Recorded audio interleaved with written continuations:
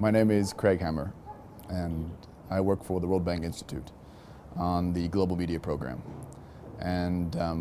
we work with media practitioners as allies toward improved governance, accountability.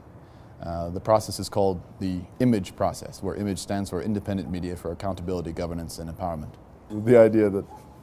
that media has many different roles, in addition to being obviously functional businesses, but that media has the capacity to become an institution of accountability in its own right.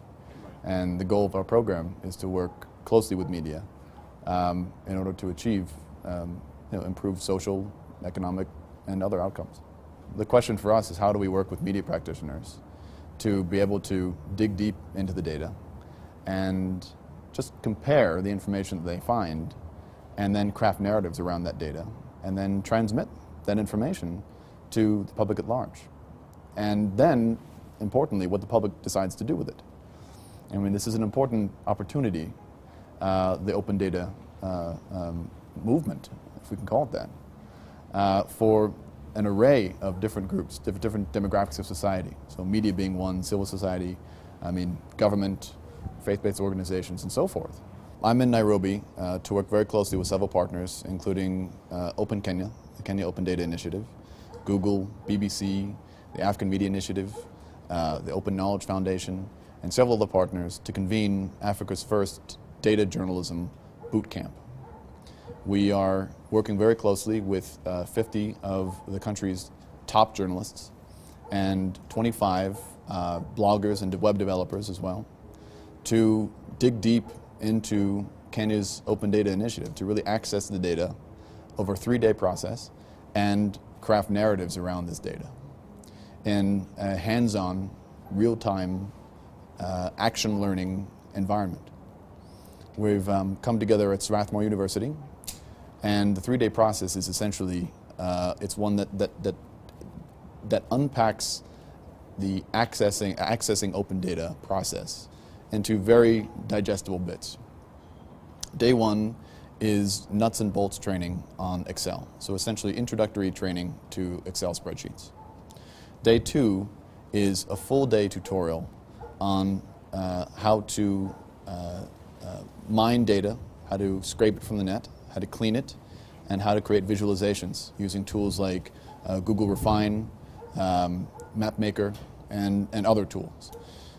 Day 3 is a little bit deeper, to dive deeper into that process and create more visualizations, but also more importantly, how to create narratives using these visualizations. So it's not just a process of creating pretty pictures, but it's a process of actually telling the human story, finding the human story in the numbers. And working, again, in a practical setting with these practitioners in a way that is sustainable.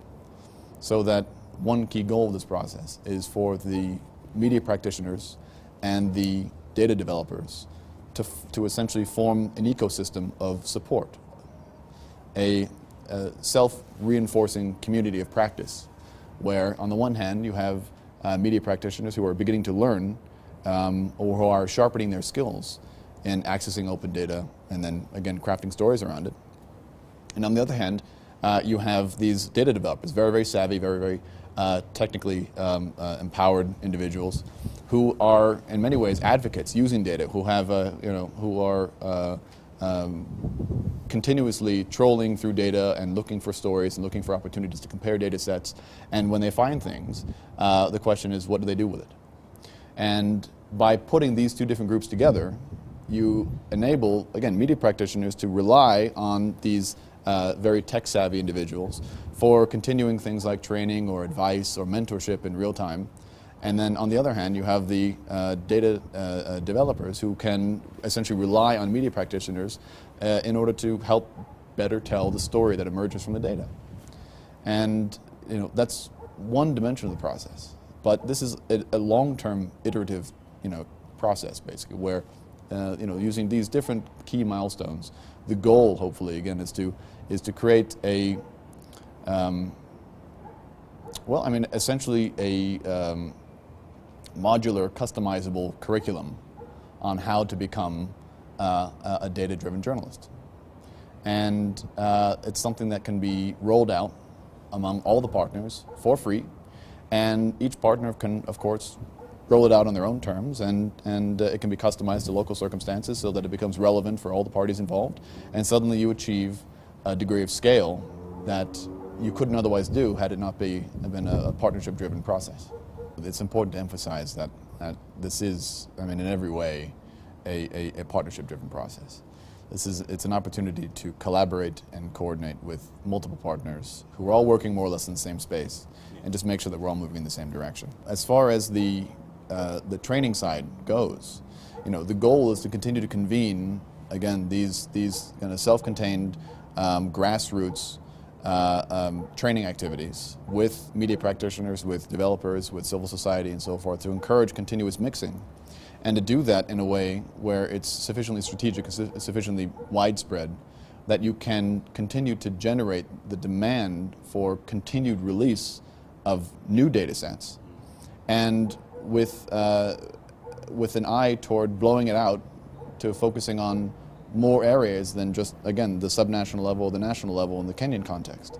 so that there is an interest in expanding this community of practice to other parts of East Africa, for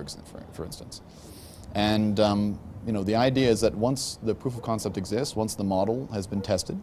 and once that model has been taken to scale by the group of partners that have come together to launch this training, you'll be able to achieve, substantial impact in terms of where the demand side of the open data story happens to be, so that you can complement the continued tool development, the continued release of information, with a really robust menu of opportunities for broad engagement by an array of different users. And that's what really makes this process, so fascinating, so unique, which is that the process itself is, it's user agnostic. You can train journalists with it to craft narratives and find the story, in the same way that you can train civil society, you can train faith-based organizations, you can train public accounts committees, you can train any number of different individuals and groups using these kind of core tools and using these core processes, and by the same informal faculty network that we're in the process of developing right now.